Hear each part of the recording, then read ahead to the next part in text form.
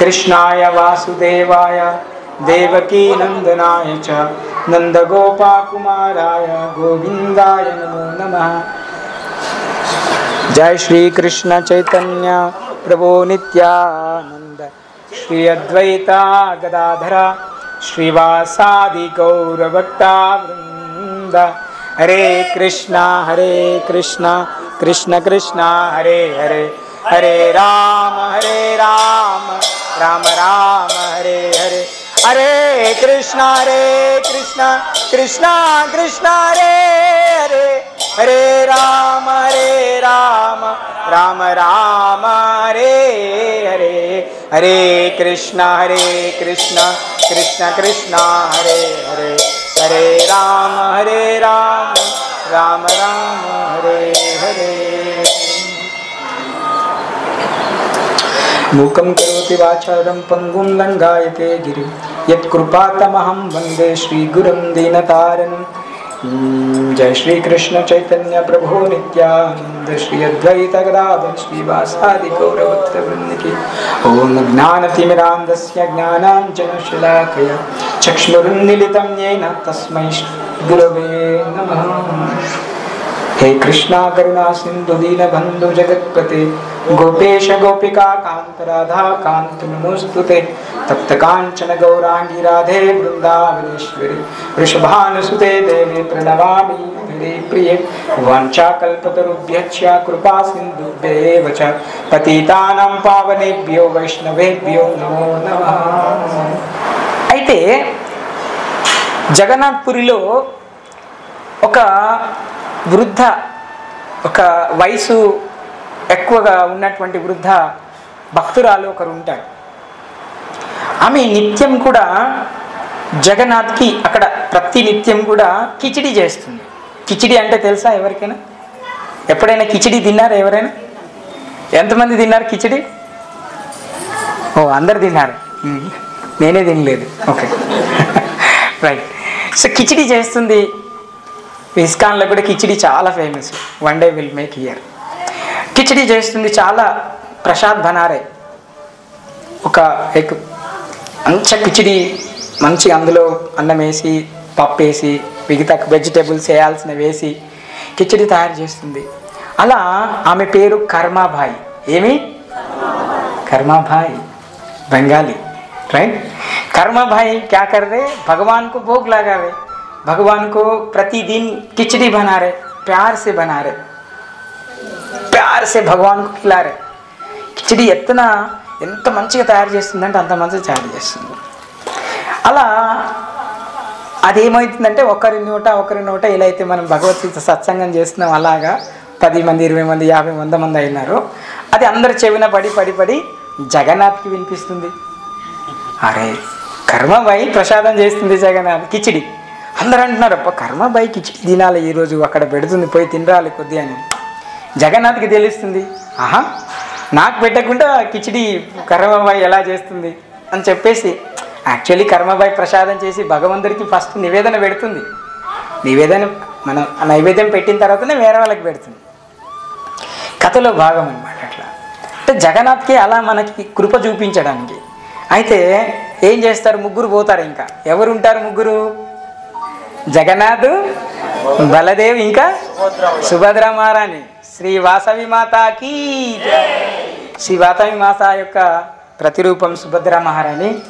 సుభద్ర మహారాణి కూడా జగన్నాథ్తో కలిసి తర్వాత బలదేవ్ ముగ్గురు కలిసి పోతారు. ఇంకా రోజు పోతారు, టైంకి పోతారు. టైం కాగానే అసలు అందరు రాకముందే పోదాం, అందరు వస్తే మనకు దొరకదని ముందుగా ముగ్గురు పోయి కూర్చుంటారు. ఆడ పోయి కూర్చోగానే సో కర్మాబాయి చేసేస్తుంది, తీసుకొచ్చి పెడుతుంది కిచిడి. టెంపుల్లో భోగు తినడానికి ముందే ప్రసాదం తినేస్తాడు కిచిడి. ఎవరు? జగన్నాథ్. ఫుల్ అనియోర్ ఇంకా తింటుండే మంచిగా హ్యాపీగా మంచిగా ఏళ్ళు నాకేస్తున్నారు ముగ్గురు. ఆరామ్ సే కిచిడి బహుత్ అచ్చా హై కర్మాబాయి, బహుత్ టేస్ట్ హై, క్యా కిచిడి బనారే ఆప్. సో మంచిగా అనిపిస్తుంది. సరే అయిపోయింది, సరే వెళ్ళిపోయినారు వాళ్ళు. అయితే ఒకరోజు ఈ కృతం అంతా కూడా అక్కడున్నటువంటి ఒక పండితుడు గమనిస్తూ ఉంటారు. గమనిస్తూ ఉంటే ఆయన చెప్తారు, ఎంతోమంది సాధువులు వస్తున్నారు కిచిడి తినడానికి, ఎవరెవరో వస్తున్నారు, భగవంతుడు సాక్షాత్ వేరే రూపంలో వచ్చి తింటున్నారు. అయితే ఆయన వచ్చి చెప్తారు, ఒకరోజు కర్మబాయి ఏం చేస్తుందంటే లేవడం లేట్ అవుతుంది. పొద్దున లేవడం సుబహ ఉఠ్నే కా థోడా లేట్ అవుతా, థోడా లేట్ ఉట్కి క్యా కర్తా, స్నానం చేయకుండా ప్రసాదం చేస్తుంది. స్నానం చేయకుండా ప్రసాదాన్ని ప్రిపేర్ చేస్తుంది. ఎందుకంటే జగన్నాథ్ వస్తాడు కరెక్ట్ టైంకి, ముగ్గురు వస్తారు. వాళ్ళు ముగ్గురు వచ్చి కూర్చుంటారు టైంకి. అయ్యో ముగ్గురు వచ్చే టైం అయిపోయింది, సో కిచిడి కావాలి కంపల్సరీ, లేకపోతే అల్లరి చేస్తారు జగన్నాథ్. ఇంకా అక్కడ పోయి కూర్చుంటారు వాళ్ళు ముగ్గురు. అయ్యో అప్పుడు స్నానం చేసే సమయం కూడా లేదని చెప్పేసి నేను స్నానం చేయలే అంటాడు. అంతది కర్మబాయి అంటే, నాకు అవన్నీ వద్దు, నాకు కిచిడి కావాలి, టైం కాదు, ఆకలేస్తుంది, కిచిడి కిచిడి అని ముగ్గురు అంట, కిచిడి.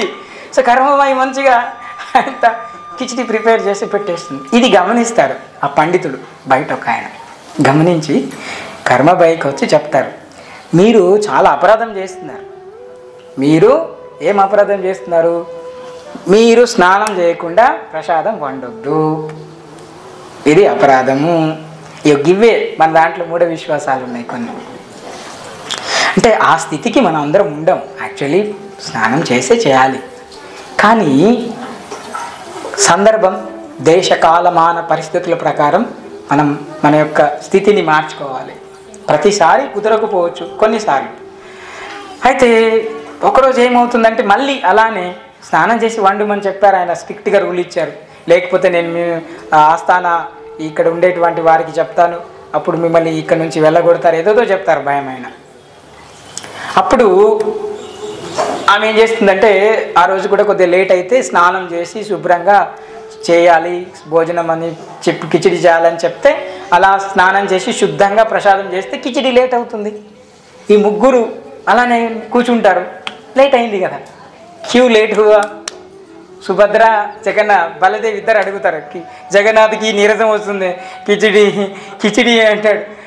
అరే అన్నయ్యకి, అరే మన జగన్నాథ్కి బాగా ఇదైపోతున్నారు, ఎందుకు లేట్ పెడుతున్నారు ఈరోజు అంటే ఆమె చెప్తుంది, ఒక ఆయన చెప్పారు పండితుడు, యాక్చువల్లీ నాకు సమయం లేకుండే స్నానం చేద్దామని నిన్న అలా ఆగమాగంలో చేసేసాను, ఖచ్చితంగా స్నానం చేసి పెట్టాలన్నారు, అందుకోసం నేను లేట్ అయిందంటే ఎవరాళ్ళు అని పేరు కనుక్కుంటారు. ఇంకా కనుక్కుంటే అవునా, సో అప్పటి నుంచి జగన్నాథ్ చెప్తారు, నాకు అస్సలు అవసరం లేదు, మీరు ఎలా ఉన్నారో నాకు సంబంధం లేదు, నాకు మాత్రం టైంకి కిచిడి కావాలి. సో ఎవడైతే చెప్పాడో పండితుడు వాళ్ళ ఇంటికి పోతారు వీళ్ళిద్దరు. ఎవరు ఇంటికి? బలదేవ్ సుభద్ర ఇద్దరు పోయి, క్యారే తుమ్ హంకు కిచిడి కినాలే కర్మబాయికు, మీరు స్నానం చేసి అన్నీ చేసి పెట్టుకోండి, మాకు టైం అవుతుంది, ఆకలి అవుతుంది, మా అన్నకి బాగా నీరసం వస్తుందని దబేలు అని గుద్దుతారు, ముక్కు మీద ఒకరు, ఇన్ని పొట్టలు ఒకరు గుద్దుతారు. అలా సుభద్ర చెప్తుంది, మారో భయ్యా మారో ఉస్కు మారో జాదా మారో బాగా కొట్టు ఆయన్ని. అసలు మనం తినడానికి పోతుంటే లేని కండిషన్స్ పెడుతున్నాడు ఆయన, ఇట్లా ఎవరు చెప్పారు నీకు అని చెప్పేసి కొట్టు అని చెప్పి బలదేవ్ కొడుతున్నాడు, సుభద్ర కొడుతున్నాడు. అక్కడ ఆయనకి బుద్ధి వచ్చి అంటే అలా కృతు ఏర్పడి పండితుడు వచ్చి చెప్తారు, చాలా తప్పు అయిపోయింది, నేను మీకు అలా చెప్పాను, మీరు పరమ భక్తులు, సాక్షాత్తు మీ ఇంటికి ఎవరు వస్తున్నారు? ముగ్గురు తెలుసా? జగన్నాథ్ బలదేవ్ సుభద్ర ముగ్గురు కలిసి వస్తున్నారు, మీరు ఎవరో సాధువులు సన్యాసులు వస్తున్నారు అనుకుంటున్నారు, కానీ వీరెంత గొప్పవారు అసలు అని చెప్పి ఆ కర్మబాయికి ఆ సాక్షాత్ ఆ సాధువు దండవత్ చేసి, మన నియమ నిష్టలు కేవలం శరీరానికి. హరే కృష్ణ హరే కృష్ణ. సో ముందుగా మీ అందరికీ, ఎవరైతే భగవద్భక్తులందరూ ఇక్కడికి వచ్చారో, ఈ యొక్క భగవద్గీత సత్సంగ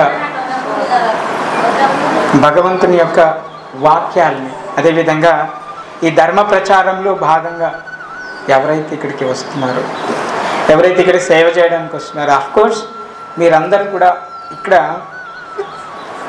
భగవంతుని యొక్క వాణిని శ్రవణం చేయడానికి వస్తున్న ప్రతి ఒక్కరికి కూడా హృదయపూర్వకంగా వాళ్ళందరూ కూడా కోటి దండవత్ ప్రణామాలు మీ అందరికీ కూడా.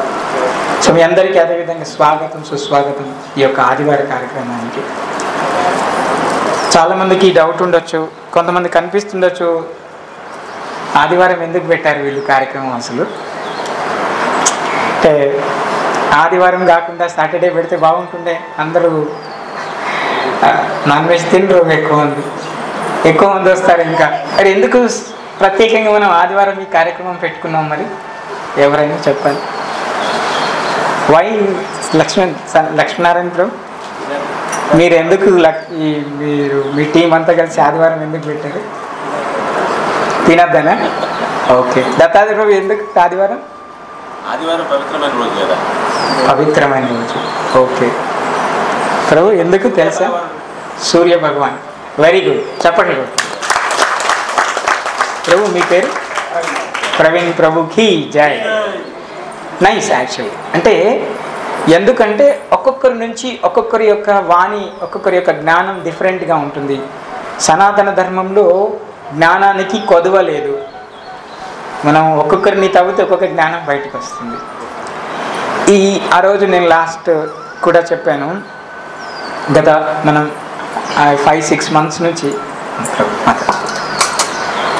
సత్సంగం అని మనం చెప్పుకున్నాం. ఇక్కడ సత్సంగాన్ని నిర్వహిస్తున్నాం మనం అందరం. సత్సంగం అంటే నేను చెప్పాను, ఎక్కడ సత్సంగం అనబడుతుంది అంటే ఎవరైతే సత్యవచనాన్ని వినిపిస్తారో, సత్యాన్ని మాత్రమే ప్రచారం చేస్తారో, ఏదైతే సత్యమో, ఏదైతే భగవంతుని ద్వారా చెప్పబడిందో, ఏదైతే శాశ్వతమైందో, ఏ నామం వింటే, ఏ యొక్క శాస్త్ర జ్ఞానం మనం తెలుసుకుంటే ఈ యొక్క జీవనం ఉద్ధరించబడుతుందో, ఆ దానికి సంబంధించిన సత్యవచనాన్ని తెలిపేటువంటి గమనము, మన అందరి గమనాన్ని నిర్ణయించేటువంటి సత్సంగము. అందరూ కూడా ఒక చోట చేరి సత్సంగం అంటే సత్యాన్ని గురించి చర్చించేటువంటి సందర్భము. కాబట్టి ఈ యొక్క భగవద్గీత సత్సంగానికి మీ అందరికీ కూడా హృదయపూర్వకంగా నిజామాబాద్ ఇస్కాన్ తరఫున, అదేవిధంగా మన భీమ్గల్ ఇస్కాన్ నామహట్ట ప్రచార కేంద్రం ఇక్కడ మా తరఫున కూడా మీ అందరికీ ఆహ్వానం. గత 5-6 నెలల నుంచి మనం నిర్విరామంగా ఈ యొక్క కార్యక్రమాన్ని చేపడుతున్నాం. కానీ ఇప్పటికి వరకు కూడా భగవద్గీత స్టార్ట్ చేయలేదు. ఇంకా భగవద్గీత శ్లోక పారాయణాన్ని ఇంకా మనం స్టార్ట్ చేయలేదు. ఎందుకు? ఇందాక మనం అడిగినట్టు ఆదివారం కార్యక్రమాన్ని ఎందుకు మొదలు పెట్టాలని చాలామంది అడిగారు నన్ను క్వశ్చన్. మీరు ఆదివారం పెట్టకుండా శనివారము లేకుంటే శుక్రవారము పెడితే చాలామంది వస్తారు కదా అని. కానీ ఇందాక ప్రవీణ్ ప్రభు చెప్పినట్టుగా ఈ ఏదైతే ఆదివారం ఉందో ఈ యొక్క సనాతన ధర్మంలో ఈ యొక్క ఆదివారం అనేది ఆదిత్యుడు ఎవరు? ఈ గ్రహాలన్నిటికీ ఎవరు పెద్ద? ఆదిత్యుడు సూర్య భగవానుడు. ఈ సూర్య భగవానుడు ఏంటంటే మనకి ఈ ఆదివారం రోజున ఆదిత్య నుంచి ఒక స్పెషల్ కిరణాలు అనేవి బయటకు వస్తాయి. డి విటమిన్ని పుచ్చుకొని డికి సంబంధించిన D2, D4, D6, దాని తర్వాత ఈ 11 విటమిన్స్ ఈ కిరణాల్లో ఉంటాయి. ఈ ఆదివారం రోజున మనం బయటకు వస్తే ఆ కిరణాలు మన లోపలికి పోయి మన ఎముకలు దృఢంగా ఉండడానికి, శరీరంలో ఇమ్యూనిటీ పవర్ పెరగడానికి ఆస్కారం ఉంది. పూర్వము ఈ ఆదివారం రోజున చాలామంది పాపకృత్యాలు చేయకుండా ఈ ఆదివారం రోజున దైవ కార్యక్రమాలు ఎక్కువ చేశారు. కాబట్టి భారతదేశంలో ఆయురారోగ్యాలు చాలా ప్రకటిలంగా ఉండేవి. ఈ యొక్క సూక్ష్మాన్ని గ్రహించినటువంటి బ్రిటిషర్సు, ఈ సూక్ష్మాన్ని గ్రహించినటువంటి వేరే అన్య ధర్మానికి సంబంధించినటువంటి వాళ్ళు వీళ్ళని నిర్వీర్యం చేయాలి, వీళ్ళని ఆయుర్ధానం క్షీణించేయాలి, వీళ్ళ యొక్క ఆరోగ్యాన్ని తగ్గించేయాలి, వీళ్ళు ప్రతిదానికి మన మీద ఆధారపడేలా చేయాలని చెప్పేసి మన ఆయుర్వేదిక శాస్త్రాన్ని మీరు చూడండి. ఎప్పుడైతే ఈ మందర పర్వతాన్ని సముద్రంలో వేసి చిలికినప్పుడు మనకి అందులో నుంచి ధన్వంతరి అని ఒక దేవత వస్తారు బయటికి. ఆ ధన్వంతరి ఎవరండి? మన యొక్క కంప్లీట్ వైద్య శాస్త్రానికి పితామహుడు అనమాట. ఈ యొక్క వైద్యము ప్రతి దానికి కూడా, ప్రతి రోగానికి, ప్రతి ఒక్క వైద్యానికి, ప్రతి ఒక్క చిన్న దానికి కూడా దాంట్లో రెమెడీ ఉంటుంది. ఏం చేయాలి, ఎలా అంటే అది కంప్లీట్గా ప్రకృతి నుంచి లభించేటువంటి వనమూలికల నుంచి, ప్రకృతిలో లభించేటువంటి ప్రతి దాని నుంచి ఉపశమనం ఎలా పొందాలో మనకి శాస్త్రంలో పూర్వం కొన్ని వేల సంవత్సరాల క్రితం నుంచే మనకుంది. కానీ ఆ యొక్క శాస్త్రాలన్నింటినీ కూడా పక్కన పడేసి మనల్ని అందరినీ కూడా ఈ ఆదిత్య హృదయం ఈ యొక్క ఆదిత్య హృదయం అనేది కూడా చదివేవారు ప్రతి ఆదివారం. అది పక్కన పడేలా చేసి ఈ ఆదివారం రోజున మనందరి చేత పాపం చేయించి ఈ ఆదివారం రోజున ఈ యొక్క సూర్యగ్రహణానికి వచ్చేటువంటి కిరణాల నుంచి దూరంగా ఉంచి మనందరినీ కూడా ఆరోగ్య భయిష్ఠులైనటువంటి భ్రష్టులుగా తయారు చేసేటువంటి భారతదేశాన్ని తయారు చేసి ఈరోజు భారతదేశం మొత్తం కూడా హలోపతి మెడిసిన్స్ మీద ఆధారపడి ఉంది. ప్రతిదీ కూడా తలనొస్తుంటే టాబ్లెట్ తెచ్చుకోవాలి, మనం బీపీ వస్తుంటే ఈరోజు మొత్తం టాబ్లెట్స్ మీద ఆధారపడి ఉన్నారు. మెడిసిన్స్ లేకుండా కొంతమంది జీవనం కూడా సాగించట్లేదు. అంతలాగా మన భారతదేశంలో ఉన్నటువంటి పౌరులందరినీ కూడా క్షీణింపజేసేటువంటి తత్వానికి మన యొక్క దేశాన్ని, దేశ ప్రజల్ని తీసుకెళ్లారు. కాబట్టి ఇలాంటి సత్సంగాలకి ఎంతైనా అవకాశం ఇవ్వాలి, ఇలాంటి సత్సంగాలకి మనం ప్రోత్సాహం ఇవ్వాలి, ఇలాంటి సత్సంగాలకి ధర్మ కార్యక్రమాలకి మనవంతు సహాయం చేయాలి. అందుకే మనవంతు సమిధగా మనం అందరం కూడా మారాలి. మనందరి యొక్క జీవనం ఎలా ఉండాలంటే సంతుష్టిగా ఉండేటువంటి జీవనం మనందరిది. పూర్వము చూడండి, ఒక్కొక్కరు ఇంట్లో 10 మంది, 16 మంది, 11 మంది, 8 మంది సంతానం ఉన్నారు. కానీ ఈ రోజుల్లో 2 మాత్రమే. ఎవరు చెప్పారండి ఈ స్లోగాన్? ఎవరు తీశారో తెలియదు. 2 చిన్న కుటుంబం, చింతలేని కుటుంబం అది తీశారు. తీసి మన యొక్క మొట్టమొదటిగా ఎవరు నష్టపోయిందంటే మన ధర్మం పాటించేవాళ్ళు. వాళ్ళు ప్రతీది కూడా తీసుకొని తొందరగా పాటించడం మనకు అలవాటు. అందుకని చిన్న కుటుంబం, చింతలేని కుటుంబం అని 2 మాకిద్దరు మీకిద్దరం అనే ఫిక్స్ అయిపోయి మన యొక్క జనాభా తగ్గిపోవడం, దాని తర్వాత మన ఉనికిని కోల్పోయే స్థితికి మనం వస్తున్నాం. మీరు ఈ రోజులలో చూస్తే కనుక సోషల్ మీడియాలో మీరు చూడండి, ఇన్స్టాగ్రామ్లో కానీ, సోషల్ మీడియాలో కానీ, యూట్యూబ్లో కానీ మీరు చూడండి, ఆడపిల్లలు చాలామంది కూడా ఎవరిని కూడా మేము వ్యతిరేకించట్లేదు. కాకపోతే మన ధర్మం ఏదో తెలుసుకొని ఆ రకంగా ప్రవర్తించడం మొదలు పెడితే మన యొక్క వ్యక్తిత్వ వికాసము, మన వ్యక్తిత్వ గౌరవం పెరుగుతుంది అనేది తప్ప ఇంకో వేరే ఉద్దేశంతో ఎవరిని నిందించడం కోసం కాదు. మీరు చూస్తూ ఉంటే ఎంత సమయం ఉందండి చూడండి. ఈ రోజుల్లో పిల్లలకి చూడండి, చిన్న చిన్న పాటలకి రీల్స్ చేస్తున్నారు, షార్ట్స్ చేస్తున్నారు. ఎలా అంటే అలా వాళ్ళు ఆ యొక్క ప్రదర్శన చేస్తున్నారు. దాంట్లో అంత సమయం చూడండి ఎక్కడ పోతుంది కల్చర్. పాశ్చాత్యులు, మీరు ఇస్కాన్కి వస్తే కనుక ఇస్కాన్ దగ్గర 140 దేశాల్లో మందిరాలని కట్టారు ప్రభుపాద్.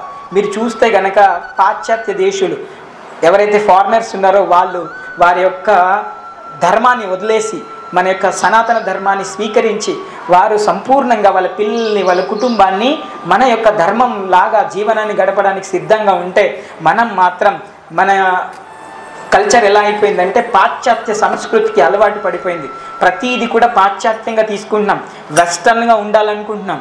మనము కొత్తగా మోడర్న్ డ్రెస్లు వేసుకోవడమే మనం అభివృద్ధి అనుకుంటున్నాం. ఇంకొకటి ఏమనుకుంటున్నాం అంటే అత్యధికంగా కాస్ట్లీ వస్తువులు మన దగ్గర ఉండడమే గొప్పతనం అనుకుంటున్నాం. ఇదంతా కూడా పాశ్చాత్య సంస్కృతి నుంచి వచ్చింది.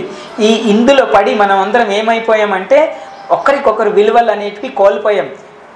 పిల్లలు తల్లిదండ్రులతో స్వయంగా కూర్చొని నవ్వుతూ ముచ్చటిచ్చేటువంటి సందర్భం ఏ కుటుంబంలోనే ఉందండి? మీరు చెప్పండి. అస్సలు లేదండి. అస్సలు ఎవ్వరు కూడా పిల్లలు తల్లిదండ్రులకి సమయం ఇవ్వట్లేదు. అలానే కొంతమంది తల్లిదండ్రులు కూడా పిల్లలకి సమయం ఇవ్వట్లేదు. అలానే మీరు చూస్తుంటే, మీరు స్కూల్లోకి వెళ్ళండి, ఎడ్యుకేషన్కి వెళ్ళినా కూడా అక్కడ కూడా ఏ టీచర్ కూడా, ఏ గురువు కూడా ఈ యొక్క ధర్మంగా ఉండాలండి, మీరు యాటిట్యూడ్ని మంచి కలిగి ఉండాలి, సమాజంలో మన ప్రభావము ప్రతి ఒక్కరి మీద ఉంటుందని ఏ టీచర్ కూడా చెప్పట్లేదండి. ఏ విద్యా వ్యవస్థలో కూడా, ఏ విద్యాలయాల్లో కూడా మన ధర్మాన్ని మనము ఆచరించాలి, కొద్దిగా గొప్ప ధర్మవంతంగా ఆ యొక్క క్లాస్ రూమ్స్ని కూడా డిజైన్ ఎవరు చేయట్లేదండి. ప్రతిదీ కూడా మోడర్నిటీగా ఉంటుంది. కాబట్టి మనం అందరం జాగ్రత్త ఉండాలి. ప్రతి ఒక్క విద్యాలయంలో మనం ప్రశ్నించాలి. గుర్తుపెట్టుకోండి, మన ధర్మం గురించి మీరు చేస్తున్నటువంటి కృషి ఏంటి, మీరు మీ విద్యా సంస్థలో మన పిల్లలకి ధర్మం పట్ల నేర్పించేటువంటి ఆ యొక్క మీరు తీసుకుంటున్నటువంటి చర్యలు ఏంటి, ఇది ఖచ్చితంగా మీరు అడగాలి. మా పిల్లలు 2 ఉన్నారు, వాళ్ళని మేము ప్రైవేట్ స్కూల్లోకి పంపించాలంటే భయం వేస్తుంది మాకు.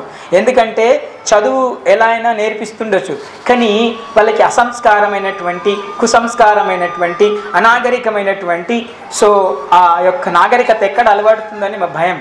అందుకనే మేము మాతాజీ ప్రైమరీ స్కూల్లో పనిచేస్తారు, గవర్నమెంట్ ప్రైమరీ స్కూల్లో. తనతో పాటు పిల్లల్ని పంపిస్తున్నాం. తన్ని తీసుకొచ్చిన తర్వాత ఇంటి దగ్గర గురుకుల శిక్షణ ఇస్తున్నాం. వారికి చూడండి, మా అబ్బాయి ఇక్కడ ఉన్నారు, ఆయన కరతాలు కొడుతున్నారు. మా అమ్మాయి ఉంది అక్కడ, వాళ్ళు పొద్దున భగవంతుడికి సేవ చేస్తారు, ఇంట్లో సాయంత్రం భగవంతుడికి సేవ చేస్తారు, మళ్ళీ ట్యూషన్ నేర్చుకుంటారు, చదువు నేర్చుకుంటారు. నేనేమంటున్నానంటే ఈ గురుకుల శిక్షణ ఖచ్చితంగా మన పిల్లలకి అందరికీ అవసరం అండి. మీరు తప్పకుండా మీ పిల్లల్ని ఇక్కడికి తీసుకురండి.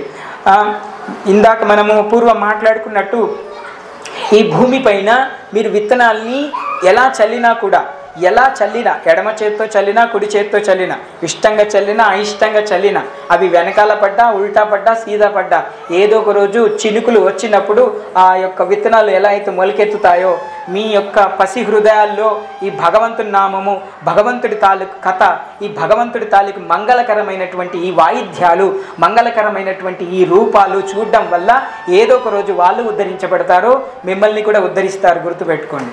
ఎందుకోసం అంటే ఈ యొక్క సత్సంగానికి పిల్లల్ని తీసుకురావడం అత్యంత శ్రేష్టం, అత్యంతమైనటువంటి ఏదైనా మొట్టమొదటిగా మనం చేయాల్సిన పని ఉంది ఈ సమాజంలో అంటే ఈ యొక్క సమాజంలో ఈ జనరేషన్ని మనం మార్చాలి. ఈ జనరేషన్ని మార్చడానికి మనకి వైద్యులు ఎవ్వరూ అవసరం లేదు, ఎవరు పిహెచ్డీలు చదివిన వారు మార్చరు. కేవలము ఆధ్యాత్మిక స్పృహ కలిగినటువంటి వారు మాత్రమే మార్చగలుగుతారు. మీరు గుర్తుపెట్టుకోండి, మీ పిల్లలకి మీరు ఇవ్వాల్సినటువంటి అత్యంత ఆస్తి ఏదైనా ఉందంటే అది సంస్కారవంతమైనటువంటి మన ధర్మాన్ని సంరక్షించేటువంటి బాధ్యత ఇవ్వడం అనేది మనందరి యొక్క కృప, అంటే మనందరి కృప అయి ఉండాలి వాళ్ళపైన. మీరు చూడండి, ఈ రోజుల్లో ఎంతమంది పిల్లలు, ఎంతమంది తల్లులు వాళ్ళ పిల్లల్ని నిర్దాక్షిణ్యంగా చంపేస్తున్నారు. అంటే పిల్లలు కూడా తల్లిదండ్రుల్ని చూడట్లేదు, లేదంటే కఠినంగా వ్యవహరిస్తున్నారు. ఎందుకంటే వాళ్ళ పట్ల శ్రద్ధ లేదు, ప్రేమ లేదు, అనురాగాలు లేవు. ఇవన్నీ ఎక్కడ పోయాయండి? మరి మీరు అందరు తింటుంది మంచి ఆహారమే కదా, మీ అందరు కూడా మంచి లక్షణాలు ఉన్నాయి కదా, మరి ఎక్కడ పోతున్నాయి ఇవన్నీ కూడా? మన ధర్మం ఏమైపోతుంది? మనందరం కూడా ఎందుకు క్షీణించిపోతున్నామంటే ఇలాంటివి ఆదివారం రోజున చేయకూడని తప్పులు చేస్తూ, అవునా, ఆదివారం రోజున మనం ఉండాల్సిన స్థితిలో మనం ఉండకుండా అనాగరికంగా ఉండేలాగా మనం ప్రోత్సహించడం, మన పిల్లలకి నేర్పియడం, ఇవన్నీ కూడా మరిచిపోయాం మనమందరం. కాబట్టి దయచేసి మీరందరూ ఇలాంటి సత్సంగాలకి ప్రోత్సాహం ఇవ్వడం వల్ల, ఇక్కడ చాలామంది పెద్దవారు ఉన్నారు, వారందరూ వయసులో నాకంటే ఎన్నో మిన్న పెద్ద అయి ఉంటారు. వాళ్ళ అనుభవంలో వారి యొక్క అనుభవంలో నా యొక్క వయసు ఉండొచ్చు, ఆధ్యాత్మికంగా కొద్దిగా గొప్ప జ్ఞానం సంపాదించి ఉండొచ్చు నేను, కానీ వాళ్ళ యొక్క జీవితంలో చూసినటువంటి సందర్భాలు నేను చూసి ఉండకపోవచ్చు. కానీ వారందరికీ తెలుసు, ప్రతి ఒక్కరి హృదయంలో ఉంటుంది, ప్రతి ఒక్కరికి తెలుసండి ఏది మంచి ఏది చెడు, ఏది చేయకూడదు ఏది చేయాలి, ఏది పట్టుకుంటే మంచి జరుగుతుంది, ఏది పట్టుకోకుంటే చెడు జరుగుతుంది. ఇవన్నీ ప్రతి ఒక్క మనిషికి, ప్రతి ఒక్కరికి తెలుసండి. ప్రతి ఒక్కరు ఎవరైతే భోజనం చేస్తున్నారో, ఆహారాన్ని తీసుకుంటున్న ప్రతి మనిషికి ఈ యొక్క స్పృహ ఉంది. కానీ మనం ఎందుకు కావాలని చెప్పి మరి అధర్మం వైపు వెళ్తున్నాం? ఎందుకు కావాలని చెప్పి మనం మన పిల్లలకి అనాగరికమైంది మనం అంటగడుతున్నాం? గుర్తుపెట్టుకోండి, ప్రతిదీ కూడా ఈరోజు చూడండి, ఇద్దరు పుట్టినరోజు సెలబ్రేట్ చేసుకుంటున్నారు అక్కడ, అవునా? సో వారు ఏం చేశారు? వారి యొక్క పుట్టినరోజు సందర్భంగా ఇక్కడ భగవంతుడికి వారి పేరు మీద ఇక్కడ అన్నప్రసాదాన్ని డొనేట్ చేశారు. భగవంతుడికి ప్రసాదాన్ని నైవేద్యం చేయమని చెప్పారు. దానివల్ల ఏమవుతుంది చూడండి, ఇంతమంది వల్ల ఈ కథ జరగడానికి, ఈ ప్రోత్సాహానికి, ఇంకా కొద్ది ముందుకెళ్ళడానికి మాలాంటి వాళ్ళకి చెప్పండి. మేమందరం ఎక్కడి నుంచో ఎంత పొద్దున్నో ఇక్కడికి వచ్చి మీ అందరి కోసం ప్రసాదం చేసి, మేము మీ అందరి కోసము, మీ అందరిలో భక్తి భావన కలిగించడం కోసం, ధర్మం పట్ల ఇంకా కూడా మనందరం ఐక్యంగా ఉన్నాం అని చెప్పి ఈ యొక్క భీమ్గల్ పట్టణంలో మన ద్వారా ఈ యొక్క కన్యకా పరమేశ్వరి మాత ఆలయం నుంచి మనందరం కూడా సంఘీభావం, ఇక్కడ నుంచి ఒక ఉద్ఘాటన, ఇక్కడ నుంచి ఒక సంకల్పం, ఇక్కడ నుంచి ఒక ధర్మ సమాచారాన్ని మనందరం కూడా బయట సమాజంలో పడేయాలి. ఇది మనందరి కర్తవ్యం కూడా. ఇక్కడ కూర్చున్న ప్రతి ఒక్కరి కర్తవ్యం. మీరు ఒక్కొక్కరికి 3, 4 చెప్పాలండి. చూడండి, చెడు వార్త చాలా తొందరగా విస్తరిస్తుంది, కానీ మంచి వార్త విస్తరించదు. విస్తరిస్తుందా? విస్తరించదు. చూడండి, ప్రతి వారం మనము ఇక్కడ అన్నప్రసాదం చేస్తున్నాం. ఇక్కడ చాలామంది ఒక టీమ్గా ఏర్పడి నిరంతరం వాళ్ళు ఈ యొక్క సేవని ఎలా ముందుకు తీసుకుపోదామని ఆలోచిస్తున్నారు, అవునా? దాని తర్వాత ఈ సేవని కొనసాగించడానికి వాళ్ళు నిరంతరం వాళ్ళ వంతు కృషి చేస్తున్నారు. ఎందరినో ఇక్కడ సంఘటితం చేస్తున్నారు, అవునా? కాబట్టి మన వంతు కూడా మనం ఏదో ఒక సాయం చేయాలి.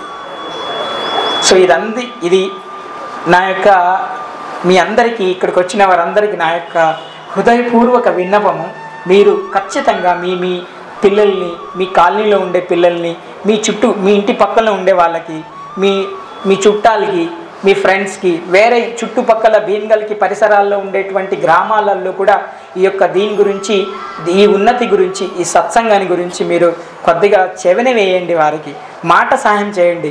ఈ మాట సాయం చేయడం వల్ల ఈ ధర్మానికి మనం ఎక్కువ మందిని యాడ్ చేయడం అవుతుంది. మీరు చూడండి, ఒక కర్రని కాలిస్తే అందులో నుంచి వచ్చే ఆజ్యం కొద్దిగానే ఉంటుంది. కానీ 100 కర్రలు వేసి కాలిస్తే దాని నుంచి వచ్చే ఆజ్యము ఈ ప్రపంచాన్ని అంతా కూడా శాంతి పరుస్తుంది. ఇక్కడ మీరు చూడండి, ఇక్కడ దగ్గర 60-70 మంది మనం కూర్చున్న ఒక 100 మందిని, ఈ 100 మంది ఈ హరే కృష్ణ మంత్రాన్ని అంటే 108 సార్లు ఇంటూ 100 కొట్టండి, అంటే 1080 సార్లు మనము ఒకేసారి ఆన్ స్పాట్ 10 నిమిషాల్లో 1080 సార్లు హరే కృష్ణ మంత్రాన్ని ఉద్ఘటిస్తున్నామంటే దాని యొక్క ప్రభావము చాలా గొప్పగా ఉంటుందండి. మీరు ఎప్పుడు కూడా తక్కువ అంచనా వేయొద్దు. ఎట్లా ఉంటుందంటే, నేను లాస్ట్ టైం చెప్పుకున్నాం, ఏమన్నాము, సాక్షాత్ పరమశివుడు ఏమని చెప్పారు, పార్వతీదేవికి రాముని యొక్క మంత్రం గురించి చెప్పారు. ఈ కలియుగంలో కానీ జీవులు ఉద్ధరించడానికి మీరు ఎప్పుడు అనుకోదు కృతయుగంలో మాత్రమే రాముడు వచ్చాడా, రామ అనే నామము కేవలం కృతయుగంలోనే ఉందా అంటే తప్పు అండి, కాదు, పూర్వం నుంచి ఉంది అండి. రామ అంటే ఏంటంటే పవిత్రమైంది, చాలా చాలా పవిత్రమైనటువంటి వర్డ్ అన్నమాట, అవునా. సో రమింపజేసేది, ప్రతి ఒక్కరి హృదయాన్ని కూడా కరిగింపజేసేది, గుర్తుపెట్టుకోండి. రాయిని సైతం కూడా అహల్యగా మార్చేటువంటి శక్తి గలది అని అర్థం. కాబట్టి రామ అనే వర్డ్ కేవలం రాముడు అవతరించినప్పుడు మాత్రమే పెట్టారని అనుకోవద్దండి. రామ అంటే రమింపజేసేవారు, రమించేది అంటే మన హృదయాన్ని కూడా ఎంత కఠినాత్ములైనా కూడా రామ అని ఒకసారి పలికితే వారి హృదయాన్ని ద్రవించిపోయేలాగా, కరిగిపోయేలాగా చేసేటువంటి నామం, ఆ యొక్క శక్తి ఆ నామానికి ఉంది. కాబట్టి సాక్షాత్ పరమశివుడు పార్వతీదేవికి చెప్తున్నారు, శ్రీరామ రామ రామేతి రమే రామే మనోరమే సహస్రనామ తత్తుల్యం రామనామ వరానని. ఏం చెప్తున్నారు, దేవి 1000 సహస్రనామాలు, విష్ణు యొక్క 1000 సహస్రనామాలు జపిస్తే ఎంత ఫలితం వస్తుందో అంత ఫలితం ఒక్కసారి రామ అంటే ఆ యొక్క ఫలితం కలుగుతుందని సాక్షాత్ పరమశివుడు చెప్తున్నారు. మరి హరే కృష్ణ మంత్రంలో ఎన్ని రామ అని ఉంది చూడండి. దాని తర్వాత 3 సార్లు రామ అంటే ఎంత ఫలితం వస్తుందో, 3000 సార్లు విష్ణు సహస్రనామాలు పలికితే ఒక్కసారి కృష్ణ అంటే మనకు అంత ఫలితం వస్తుంది. అలానే 2 సార్లు కృష్ణ అంటే ఎంత ఫలితం వస్తుందో ఒక్కసారి హరే అంటే అంత ఫలితం వస్తుంది. హరే అంటే భగవంతుడికి 3 శక్తులు ఉంటాయండి, తటస్థ శక్తి, అంతరంగిక శక్తి, బాహ్య శక్తి అని ఉంటాయి.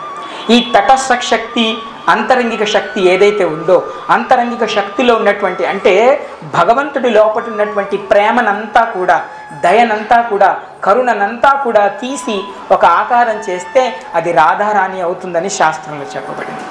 శ్రీమతి రాధారాణి యొక్క పేరుని రాధారాణిగా పలకకుండా హరేగా పలుకుతున్నారు. శ్రీమతి రాధారాణి యొక్క నామాన్ని ఉచ్చరిస్తున్నారు మనం, హరే హరి. హరే అంటే శ్రీమతి రాధారాణి మనం ఉద్ఘటిస్తున్నాం. కాబట్టి శ్రీమతి రాధారాణి భగవంతుడి యొక్క ఉత్తమమైనటువంటి భక్తి చేసేది. భగవంతుడికి ఉత్తమమైన భక్తురాలు ఎవరైనా ఉన్నారంటే శ్రీమతి రాధారాణి. శ్రీమతి రాధారాణికి రాధే రాధే జపా కరో कृष्ण नाम रस पिया करो, राधे राधे जपा करो, कृष्ण नाम रस पिया करो, राधे राधे जपा करो, कृष्ण नाम रस पिया करो, राधे राधे जपा करो, कृष्ण नाम रस पिया, राधे राधे जपा करो, कृष्ण नाम रस पिया करो, राधे राधे जपा करो, कृष्ण नाम रस पिया करो. శాస్త్రంలో అసలు మనకి అర్హత లేదని ఉంది. మనకి అర్హత లేదు, రాధారాణి పేరు తలవడానికి కూడా అర్హత లేదు. अपने को मन we don't have quality, we don't have a qualification to pronounce Radharani name. మనందరం కూడా చాలా వరకు అధములమని ఉంటుంది. నిజంగా ఎన్నో తప్పులు చేస్తుంటాం తెలిసి తెలియక. కానీ భగవంతుడు ఎవరని చెప్పారు సనాతన ధర్మంలో వారి నుంచి తప్పించి 600 సంవత్సరాల క్రితం 500 సంవత్సరాల క్రితం సాక్షాత్తు భక్తుని అవతారంలాగా శ్రీకృష్ణ పరమాత్ముడు ప్లస్ రాధారాణి యొక్క భావాన్ని తీసుకొని చైతన్య మహాప్రభు యొక్క అవతారాన్ని తీసుకొని ఈ యొక్క మంత్రాన్ని, ఈ హరే కృష్ణ మంత్రాన్ని ఈ యొక్క భారతదేశం అంతా కూడా విస్తరింపజేసేలాగా ప్రయత్నం చేశారు.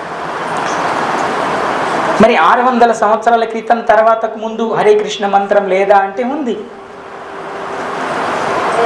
కాకపోతే కొంతమంది వారి యొక్క స్వార్థపూరితమైనటువంటి భావం వల్ల అది కేవలం కొంతమందికి మాత్రమే పఠించాలి, కొంతమంది మాత్రమే దాన్ని జపించాలనేటువంటి ఒక మూర్ఖమైనటువంటి నిబంధనతో ఈ దేశంలో కొంతమంది కొద్దిగా కఠినమైన పరిస్థితిని తీసుకొచ్చారు హైందవ ఈ యొక్క ధర్మానికి.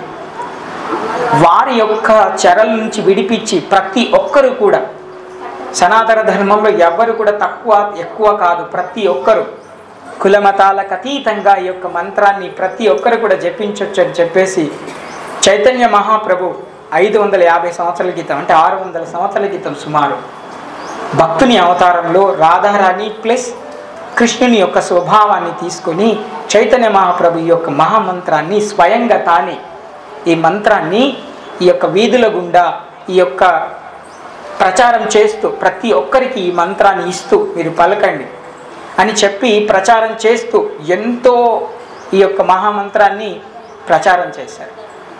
ఈ మహామంత్రాన్ని ప్రచారం చేసినప్పుడు చాలామంది వచ్చి మీరేంటండి ఈ యొక్క మంత్రాన్ని ఎవరికంటే వారికి ఇవ్వకూడదు, మీరు ఎవరంటే వారు చెప్పకూడదు, మీరు ఎందుకండి ఈ మంత్రాన్ని ఇస్తున్నారని చాలామంది మహాప్రభుని అడ్డగించారు. కొంతమంది ఉంటారు కదా మన దాంట్లో కూడా మన ధర్మానికి అడ్డుపడేవారు, వాళ్ళు మాత్రం అనుభవించాలనుకునేవారు. అప్పుడు మహాప్రభు చెప్పారు మీ ప్రాబ్లం ఏంటి అంటే, అప్పుడు యాక్చువల్లీ మంత్రం ఏంటంటే హరే రామ రామ రామ హరే హరే, హరే కృష్ణ కృష్ణ కృష్ణ హరే హరే. ఇది అసలు మంత్రం ఉంటుంది. అలా చెప్పకూడదు అని చెప్పి వారి యొక్క అభివాదం. అప్పుడు చైతన్య మహాప్రభు ఏం చేశారంటే ఆ మంత్రాన్ని కృష్ణని పైన పెట్టి రామని కింద పెట్టారు. ఇప్పుడు వేరే విధంగా చూసే వాళ్ళకి ఇద్దరు, కానీ భగవంతుడు ఒక్కరే అనుకునే వారికి నామాలు 2 ఉంటే ఏంటి 1000 ఉంటే ఏంటి, ఎన్ని ఉన్నా పరమాత్మ నామాలే కదా.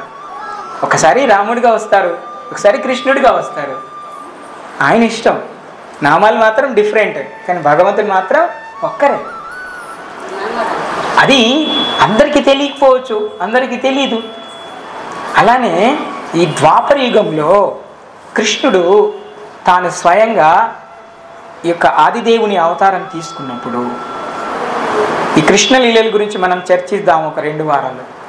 మన ధర్మంలో గొప్పగా చూడండి, భగవంతుడు ఏంటంటే అందరూ నా దగ్గరికి రాలేకపోవచ్చు, అందరూ నన్ను దర్శనం చేసే శక్తి లేకపోవచ్చు.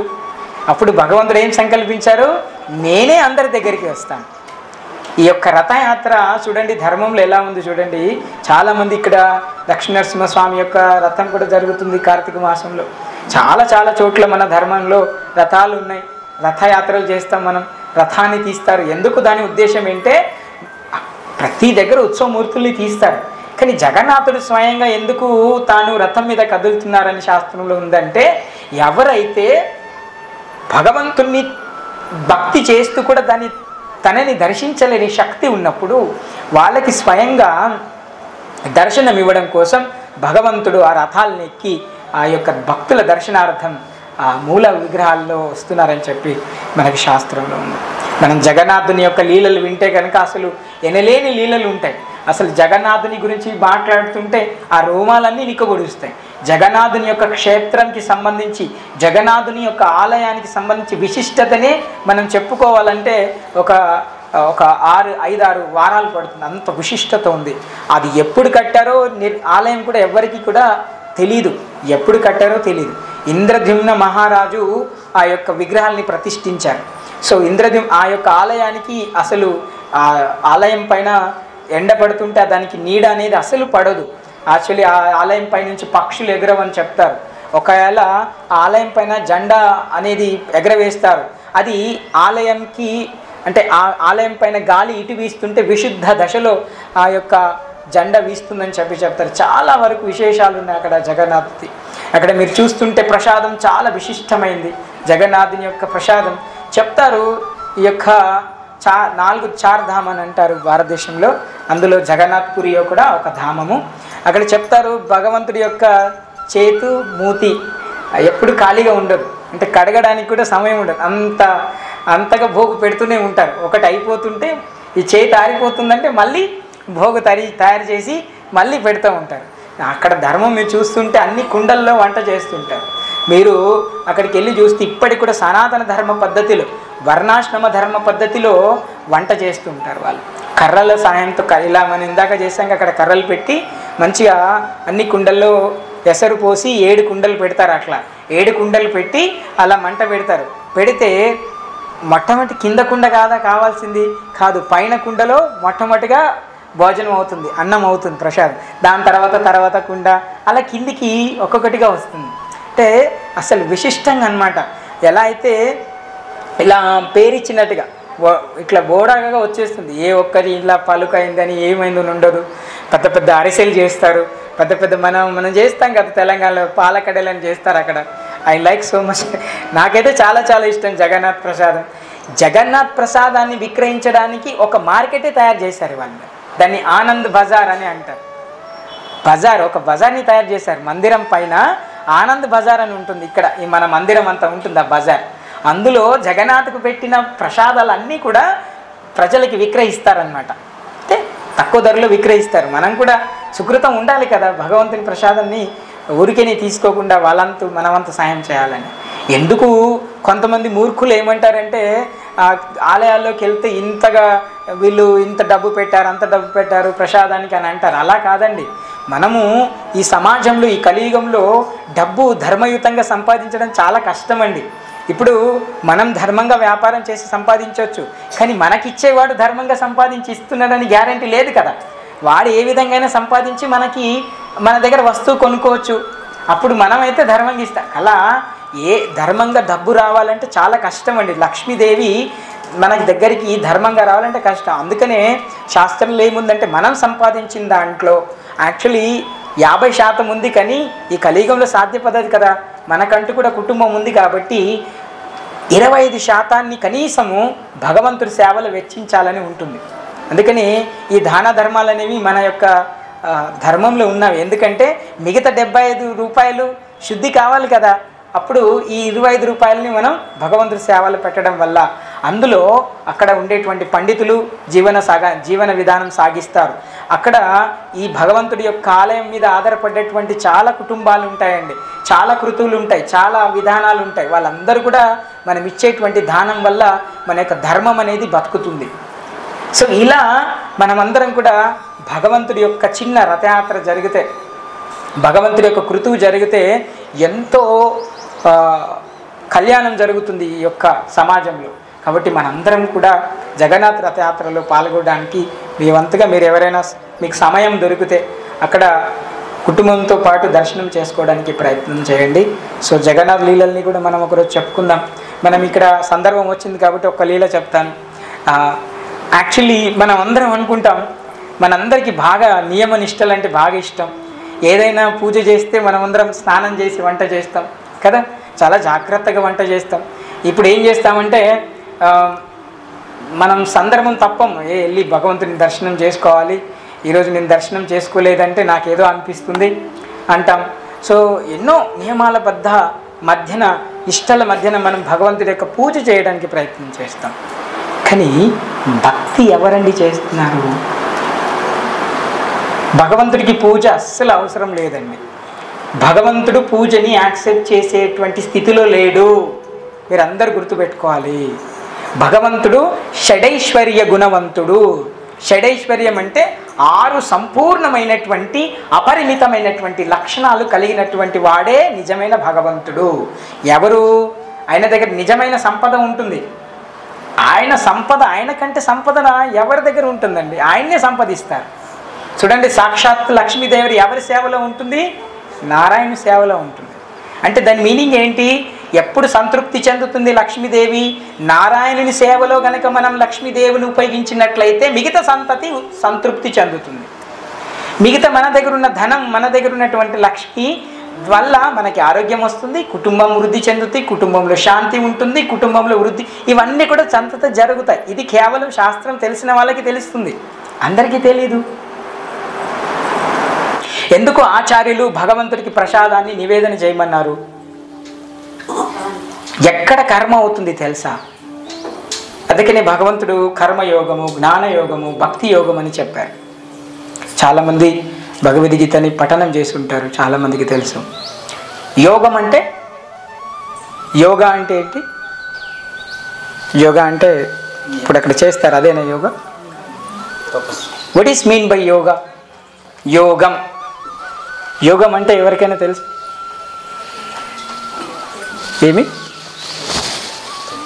ఎవరైనా తెలిస్తే చెప్పచ్చు. యోగం బేబీ ఇంకా కొద్ది దగ్గర. సంస్కృతంలో యోగం అంటే కలవడం. సంస్కృతంలో యోగం అంటే కలవడం. దేంతో కలవడం? భగవంతుడితో కలవడం. సో మనం భౌతికమైనటువంటి యోగా చూస్తున్నాం బయట, చాలామంది యోగా చేస్తారు. ఇది భౌతికమైన యోగా. ఇది కేవలం భౌతికమైనటువంటి సుఖాలకి మాత్రమే వర్తిస్తుంది. ఆ యోగ వల్ల శరీరానికి కొద్ది క్షణం మాత్రమే సుఖం అందిస్తుంది.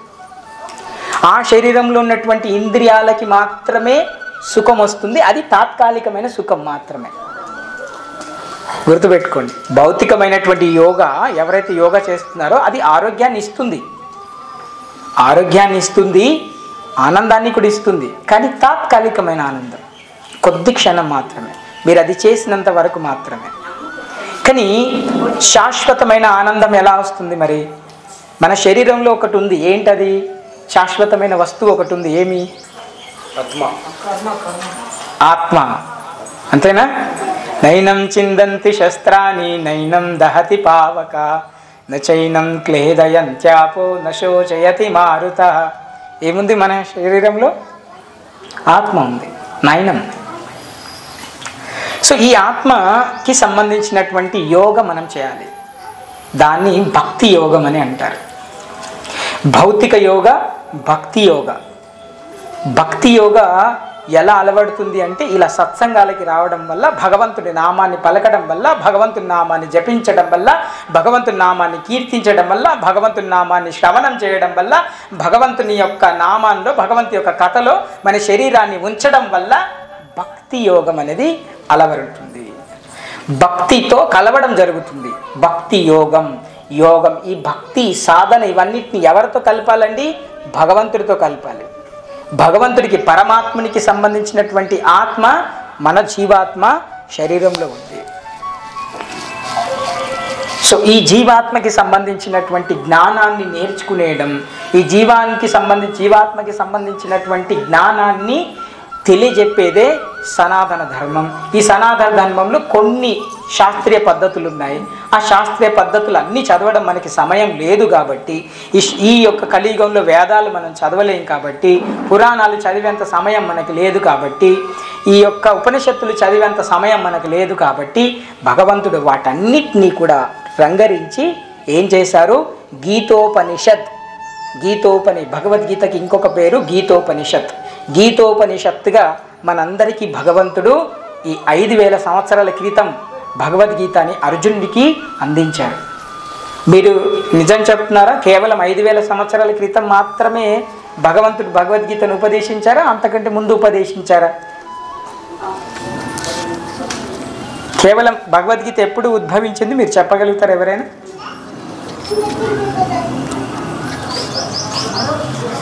ఎప్పుడు ప్రభు? కేవలం 5000 సంవత్సరాల క్రితమా? ఇంకా ఎప్పుడైనా అంతకంటే ముందు ఉందా? యాక్చువల్లీ భగవంతుడు ఏం చెప్తున్నారంటే 4వ అధ్యాయంలో మీరు చూస్తే కనుక భగవంతుడు ఏమంటున్నారు? ఇమం వివస్వతే యోగం ప్రోక్తవానాహమవ్యయం వివస్వానాం మహవే మనవే ప్రాహ మనురిక్ష్వాక బ్రవీత్. ఏవం పరంపరా ప్రాప్తమిమం ఇమం రాజర్షయో విదుః న సకాలేన మహత యోగో నస్త పరంతప. భగవంతుడు ఏం చెప్తున్నారంటే ఇమం వివస్వతే, వివస్వుడు ఎవరైతే సూర్య భగవానుడికి ముందు చెప్పానని చెప్తున్నారు. సృష్టిని సృష్టించడానికి ముందు భగవంతుడు సూర్య భగవానుడికి ఈ యొక్క భగవద్గీతను నేను చెప్పానని చెప్పి భగవంతుడు చెప్తున్నారు చతుర్థాధ్యాయంలో. ఆ సూర్యుడు తన యొక్క కుమారుడైన వివస్వానుడికి చెప్పారు. వివస్వానుడు ఎవరికి చెప్పారు? వారి కుమారుడైనటువంటి భూమి మీద ఇక్ష్వాకు వంశానికి చెందినటువంటి మొట్టమొదటి రాజుకి చెప్పారు. అక్కడి వరకు ఆగిపోయింది, ఇక్ష్వాకు వంశం వరకు ఆగిపోయింది. ఆ తర్వాత భగవద్గీత అనేది ఈ యొక్క సృష్టిలో లేదు. అప్పుడు కానీ రానున్న కాలం కలియుగమని గ్రహించి భగవంతుడు సాక్షాత్తు ఈ కలియుగంలో జనాలు ఉద్ధరించేటువంటి సమయం ఏదైనా పుస్తక పఠనం, శాస్త్ర పఠనం అనేది తక్కువగా మెమరీ ఉంటుంది, తక్కువగా జ్ఞాపక శక్తి ఉంటుంది, తక్కువ ఆయుష్ కలవారై ఉంటారు కలియుగంలో జనాలని చెప్పి భగవంతుడు సంకల్పించి తిరిగి అర్జున్ని శిష్యునిగా చేసుకొని మళ్ళీ భగవద్గీతని తిరిగి ఆ యొక్క యుద్ధమైనటువంటి సమయంలో అర్జునుడికి బోధించడం జరిగింది. అది అర్జునుడి కోసం మాత్రమే కాదు, మనందరినీ కూడా ఉద్ధరించడం కోసం. మేము ఎప్పుడైతే ఈ పుస్తక వితరణకు వెళ్తుంటాం, ప్రతి ఇంటింట భగవద్గీత అని మేము కార్యక్రమం స్టార్ట్ చేసాం ఇస్కాన్. ప్రతి ఒక్క ఇంటిలో ఈ యొక్క భగవద్గీత ఉండాలని. అది ముఖ్యంగా గ్రామీణ ప్రాంతాల్లో 100కి 95 ఇళ్లల్లో భగవద్గీత లేదు, 5 ఇళ్లల్లో మాత్రమే భగవద్గీత ఉంది. పెట్టాల్సిన దాన్ని పెట్టకుండా వేరే దాన్ని పెట్టడం వల్ల ఏమవుతుందంటే అప్రయోజనమైనటువంటి సిద్ధాంతం ఉంటుంది. భగవద్గీత పెట్టడం వల్ల దాని యొక్క ప్రభావం ఖచ్చితంగా ఉంటుంది.